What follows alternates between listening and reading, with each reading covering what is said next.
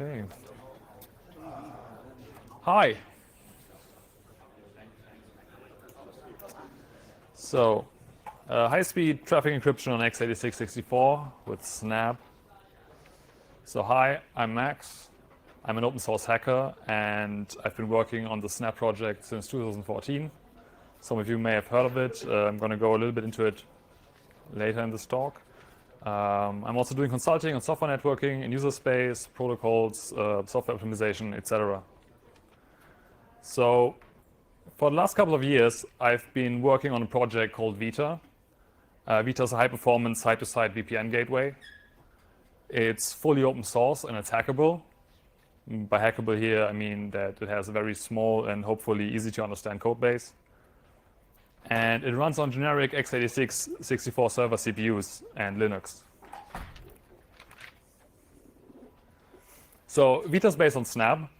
Snabb is a toolkit for writing fast networking applications in user space. This mode of operation is also referred to as kernel bypass mode. You've all heard of it, I guess. But basically it means the data path completely avoids the Linux kernel. And Snabb applications, including Vita, and this is the important bit, Snabb itself even, are written in a high-level programming language called Lua. And this is possible thanks to a super fast implementation of Lua called LuaJIT, which we have a fork of called RaptorJIT, which I'm going to have a talk about tomorrow in the minimalistic languages staff room in case you're interested, which is basically a fork of LuaJIT that targets heavy-duty server applications specifically. And by the way, Vita was funded through the Internet Foundation. They are really, really cool, and I suggest you check them out if you are in need for funding for any open source project.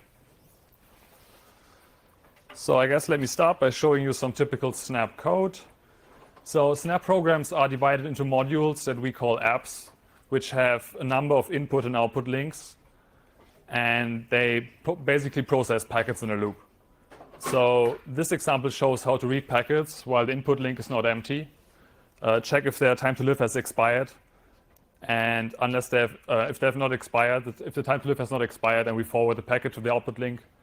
If the TTL has expired, then we will transmit the packet onto the time exceeded link, where it will be received by another app that would handle ICMP, for example. So what does high performance mean in this context? At the moment, Vita terminates 3 million packets per second on a single CPU core. That translates to about 5 gigabits of IMIX traffic per core. And these numbers are full duplex. So this is actually 6 million packets being processed per second on a core, 3 million being encapsulated, and 3 million being decapsulated. And the medium-term performance goal of Vita is to be able to do 100G on a generic x86 server that you can buy off the shelf.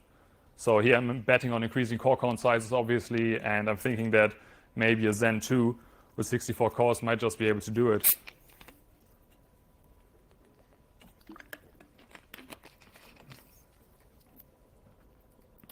So how does Vita do it? In Snabbland, we like to write software that is both fast and simple. So we think that simple designs translate to efficient designs, and we don't think that fast programs need to be complex. We also like to avoid vendor lock-in wherever possible. So for Vita, this means we avoid any extensions such as Intel Quick Assist or proprietary crypto cards to get the performance, and rely on x86 64 and its commonly supported architecture extensions. Commonly supported here means that more than one vendor produces CPUs that can do that stuff. Right. So Vita's most obvious CPU hog is obviously encrypting packets and decrypting them, basically crunching numbers. And for that, we rely on two x86 extensions, AES-NI and AVX2. AES-NI provides CPU instructions to do a round of AES, basically. And AVX is a SIMD extension. You've probably heard of it. SIMD here stands for single instruction, multiple data. 2 talks ago, you've heard about that. And yeah, this code snippet shows how we use a dynamic assembler called DynASM, which ships with LuaJIT, to implement AES JCM using the mentioned instruction set extensions. For route lookups using longest prefix match, we use optimized POP-TRY implementation. Again, here we use DynASM to generate the lookup routine, but everything else about this implementation is actually written in high-level Lua. So we have a high-level Lua implementation of all the surrounding code, and then the lookup routine that actually needs to be fast is generated at runtime. And the reason DynASM is cool for this sort of stuff is that it lets you generate code based on algorithm parameters and even CPU features at runtime. So we kind of say, oh, you want to use this key size for your LPM lookup. We're just going to generate an assembly routine to the lookup really fast. And both the POP-TRY and AES GCM implementations are upstream for you to reuse. So with Snabb, we maintain a library of all this stuff, which you can basically plug and play with. Right. So we also wrote a simple and fast IPsec ESP implementation in Lua. ESP here stands for Encapsulating Security Payload. That's kind of like the standard IPsec encapsulation standard thingy. Here I'm showing how to represent packet headers as C structs in Lua code using the foreign function interface. And in Lua, you can access these as if they were like native Lua objects, meaning object.field member.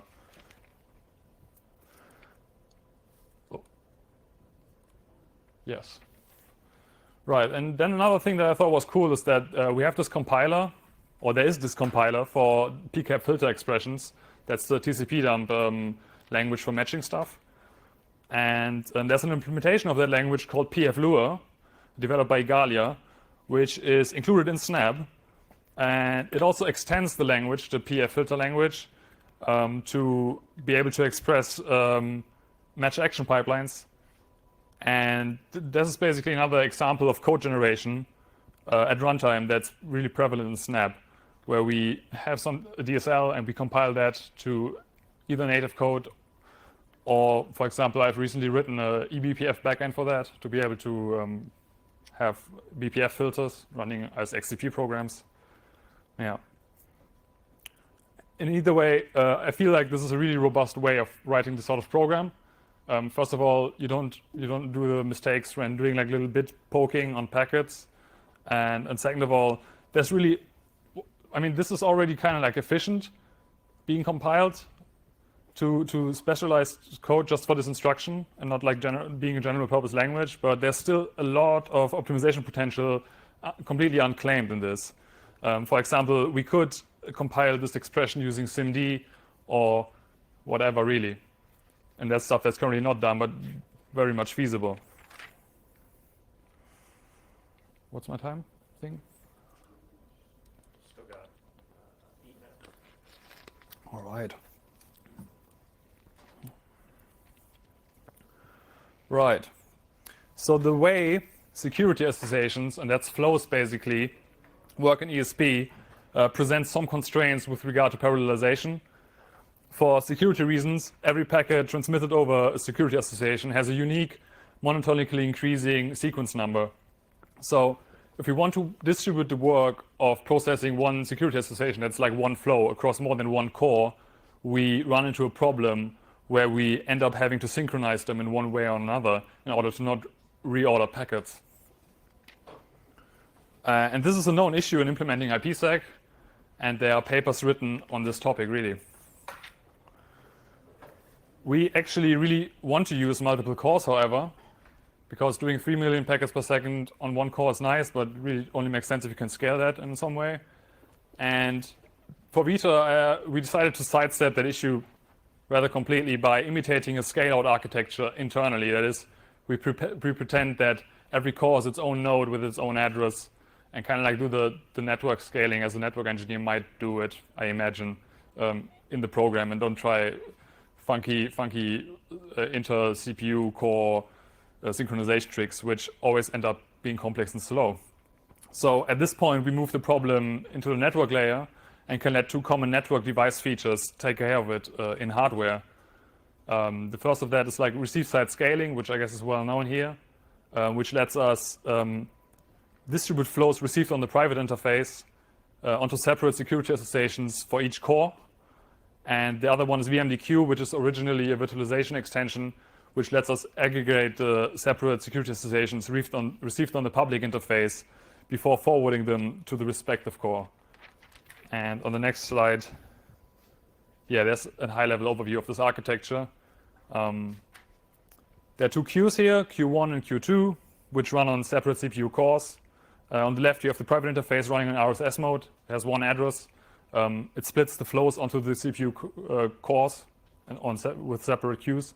And on the right, we have the public interface, where each of the cores/queues has a separate public address. And this means that each queue can then negotiate security associations independently and process an even chunk of the traffic without any synchronization with the other queues. So we just don't have that problem anymore. All right.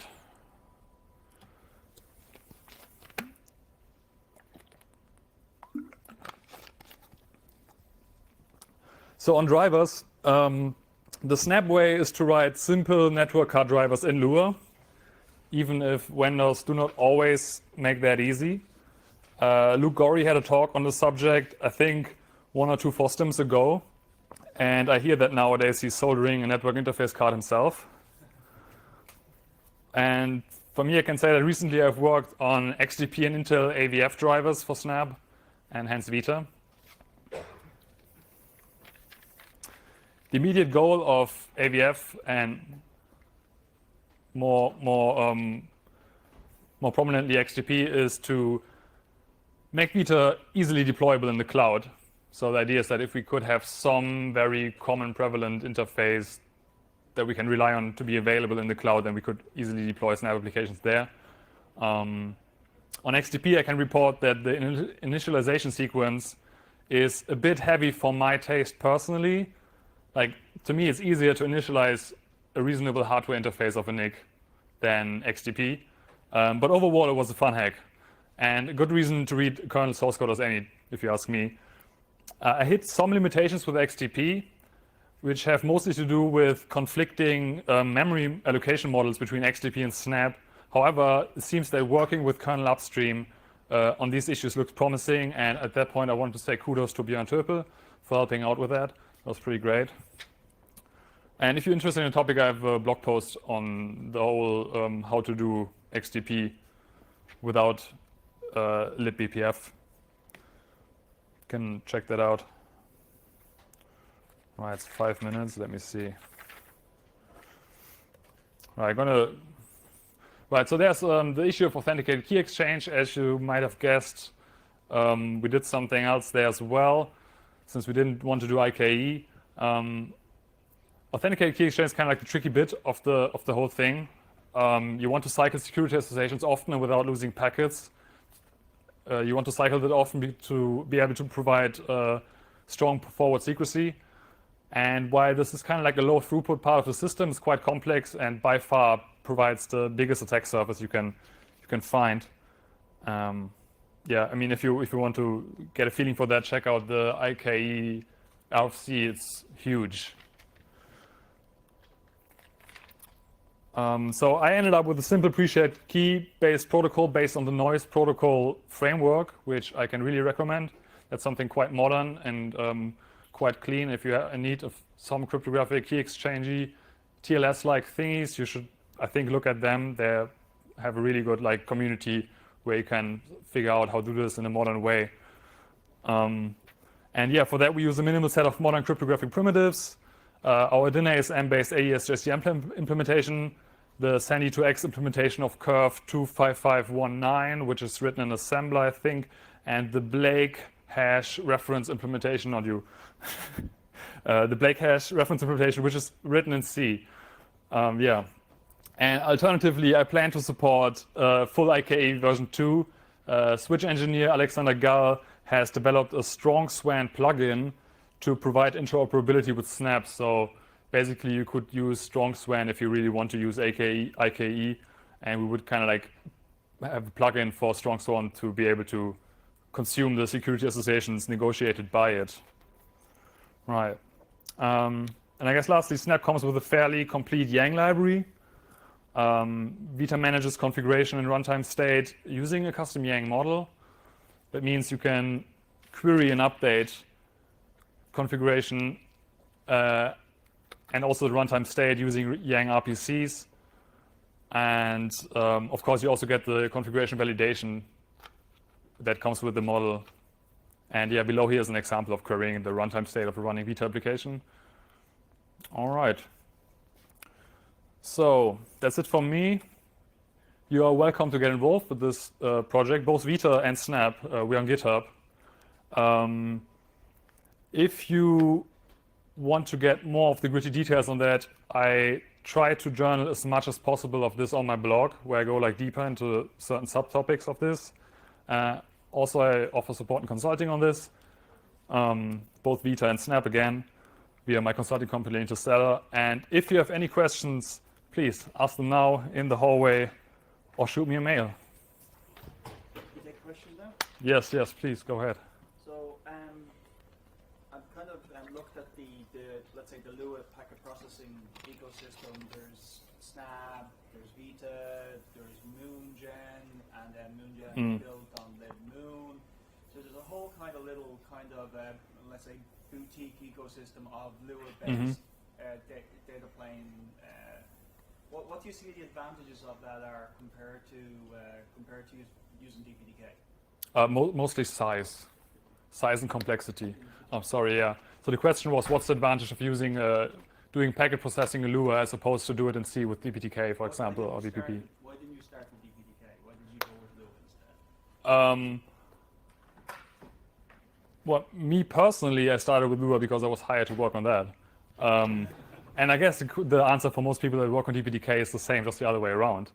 However, for me personally, it really boils down to size. One goal that we had with Snabb, so just to repeat that, Vita is based on Snabb, it's written in Snabb, it's not like it's a separate thing, it just uses that as its like toolkit to work. And one goal that we had from the very beginning is that we want like non-hardcore programmers to be able to do network programming with performance. We have some use cases where network engineers use Snabb as sort of a kind of like a debugging introspection shell, where network engineers write like little programs to debug their traffic, their things.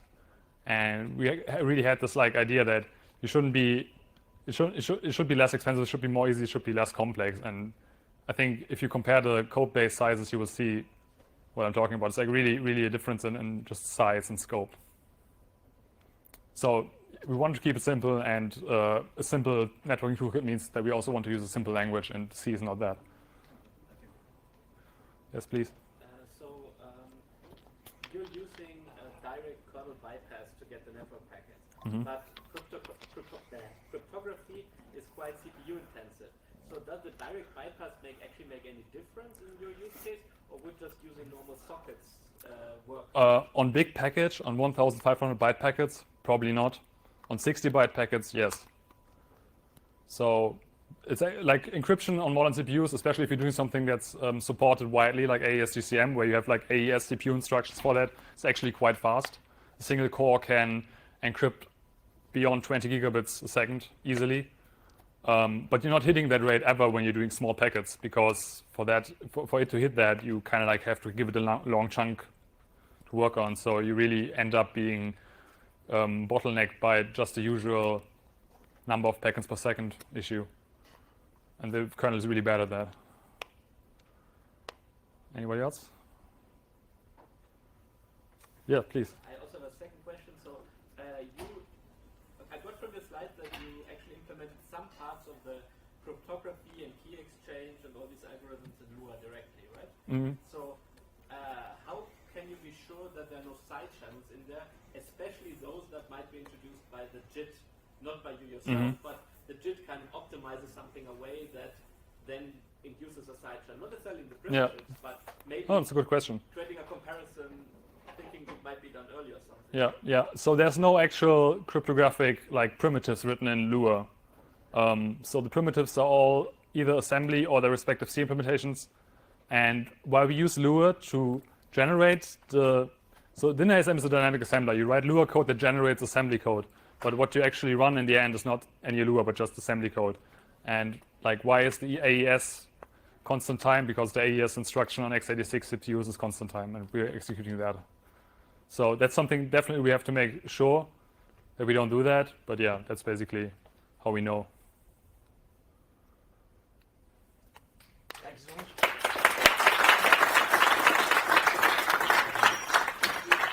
So that concludes the SDN Dent Room Day for FOSDEM 2020. We'd really appreciate it if you'd help us out in two ways. If you'd leave feedback